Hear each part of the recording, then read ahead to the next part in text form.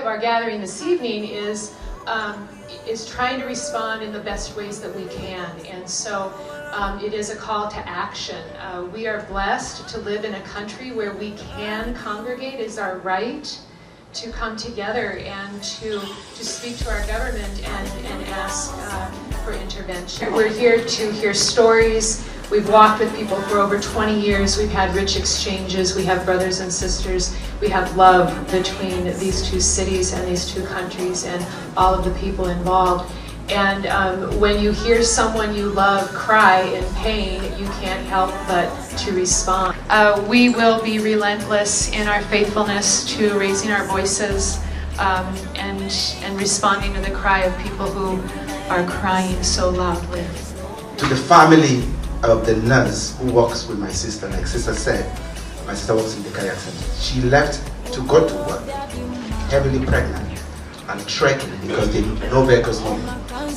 And she was shot down. She was wearing her scrubs and she was pregnant and she was shot down. To the family of my friend and very good president over there, Fred, whose cousin came from the farm, and because he looked dirty, the military came, took him out. He was sitting in the kitchen roasting maize, roasting corn and eating. They took him in front of his family and shot him. To the family of the little kid below our market there, the high caliber bullet took off the head of the child. Alright. To the families back home who have gone back after the house has been burnt and only made the burnt remains of their grandmothers and grandpas. To the families of the boys who went to Nigeria to buy, because we are very close to Nigeria, and when they got to a village very close to mine, they were riding on bikes and carrying goats. The military took away the goats, shot them, and then threw gasoline on them, and then burned them. To these families, the people of La Crosse are hearing their stories. To the families of people in Cove, in Melouf, in Kikaikon, in Junction, in all over Tatum, to these families whose crops have been burnt, to the ones that they burn the houses and then they go behind the house and they kill the pigs and kill the livestock and then set fire on the things. To all of you out there, the people in La Crosse are hearing your stories and are sending words of thoughts and prayers and extending their blessings to you. To the families that are living in the forest right now, and they've been living in the forest. Today, this is April, it is moving into May, and the rainy season is coming in force. These are torrential rains. To these families that are living in the bushes, not knowing when the soldiers will come, they can't go back home because they've been burned. They cannot get out into the road because everybody is a terrorist. That is the rule in Cameroon right now. You are an English-speaking Cameroonian, you are a terrorist. To these families that are living in the trenches, that are living in the bushes, and cannot call because the cell phones have long died and cannot be charged. To these families in the bushes, the people of La Crosse can hear you.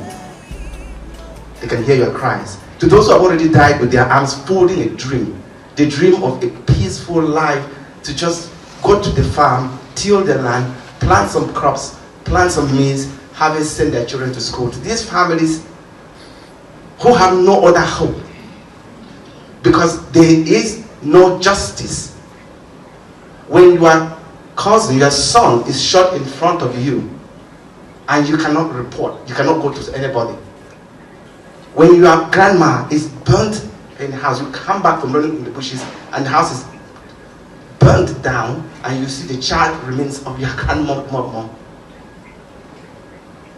The trauma of it.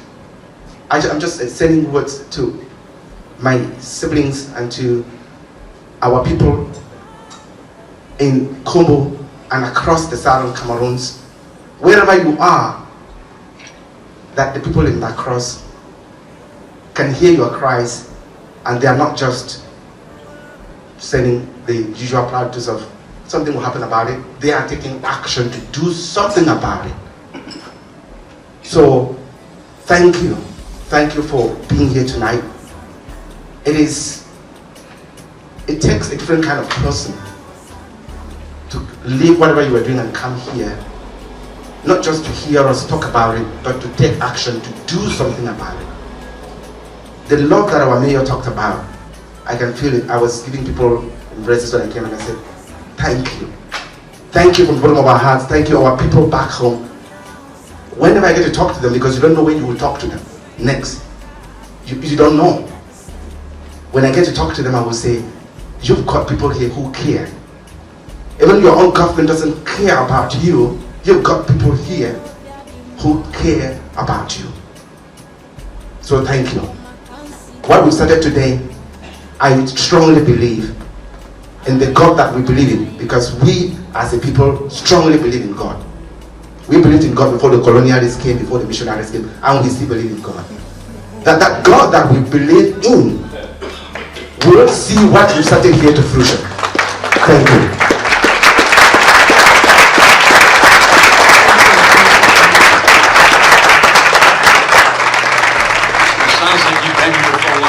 First, I want to thank Sister Eileen Lee, for the invitation and for the organization, the Friends of Kambu, Rotary International, all those who have expressed concern and interest in this. But I especially want to thank our dear friends and invited guests from Cameroon, and for your willingness to come here and share your testimonial before us today. There is nothing more powerful than what we just heard here today. It is a call to action. It is a cry for help. And this touches me very personally. One of the most impactful courses that I took as an undergrad was a semester-long course on genocide. And of course the focus was on the Holocaust. After the Second World War, it was taught by survivors of that genocide. But we also studied the genocide and genocidal practices throughout the globe at the time. What you heard here today are classic gradations of genocide that are being perpetrated even now in the 21st century. And it's a call to action for all humanity, because where there are human rights abuses, where there's suffering and oppression, when there's death and there's mass rape, when there's ethnic cleansing, cultural and heritage attack, it diminishes our entire humanity on this globe. And it is happening right now in Africa, in your homeland, affecting your families, and we must do better. But much more needs to be done. So we're planning on reintroducing the resolution shortly. We're trying to build more bipartisan support from people like you and the voices that we're hearing.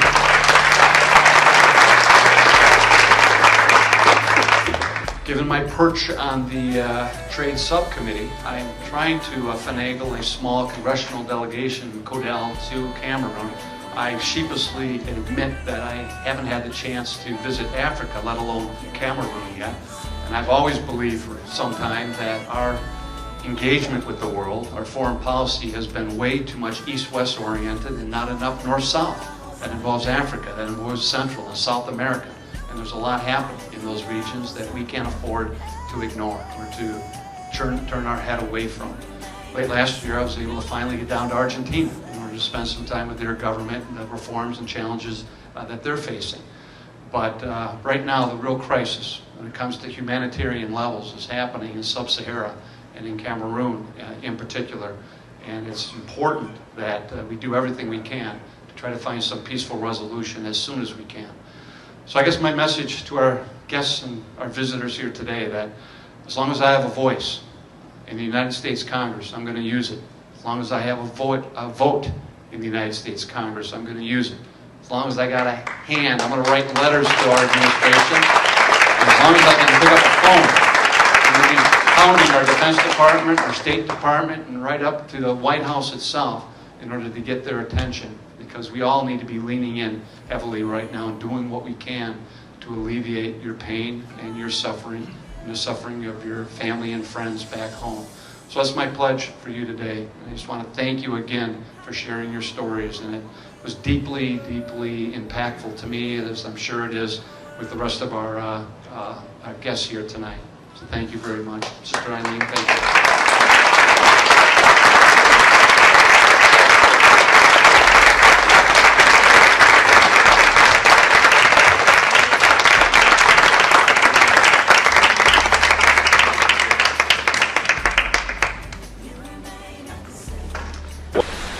happened here today? Seats were sold. And when we had a city, La Crosse in the United States, organize a town hall. This town hall not organized by people from Boyo, Lebialem or Ikondotiti, organized by the people of La Crosse. Yes, upon the great presentation and the great responses, you pick that microphone and the cultural part just crown everything. What is it about this culture that you preach so loudly? And I could see, and I'm asking this question, I haven't seen the meaning of it, a little bit of it tonight, but I want you to talk about it because it's something that you get the value of it more than anybody else. We say our culture is our identity. Without our culture, who are we? You remember that this crisis started because our culture was being destroyed. Who we are as a people. First as an Anglo-Saxon tradition, as a people who value liberty, true pursuit of justice, pursuit of happiness, the freedoms that exist, the freedoms that are taken for granted. We as Anglo-Saxon, we as British Cameroonians, former British Cameroonians, value this above all else, and that is our culture. And our culture is our identity. And as a people, we cannot let that die. Not even the terrorists of the not even the brunt of his military forces can take that away from us. And that is that expression that I was trying to bring to life. That when we are down, we have to rise up in song and dance. As a people, always in song and dance.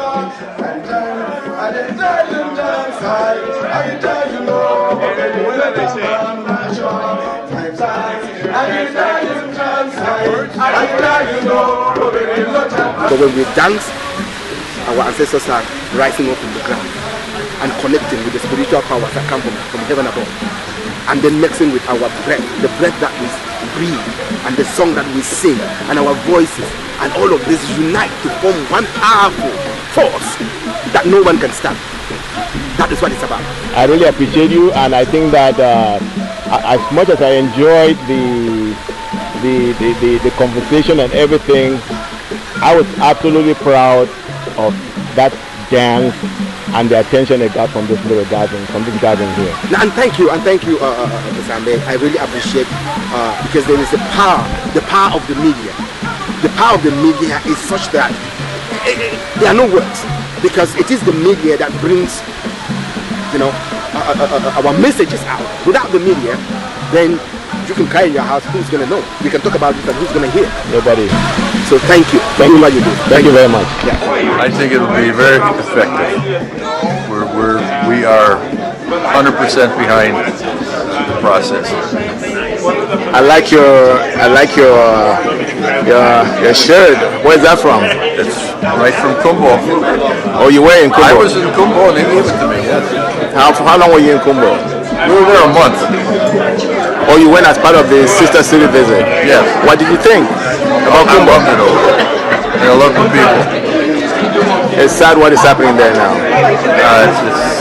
It's crazy. It's nuts. I don't know what the hell. It's hard to believe it. That's all I can say. It's hard to believe that this is happening. Well, I like the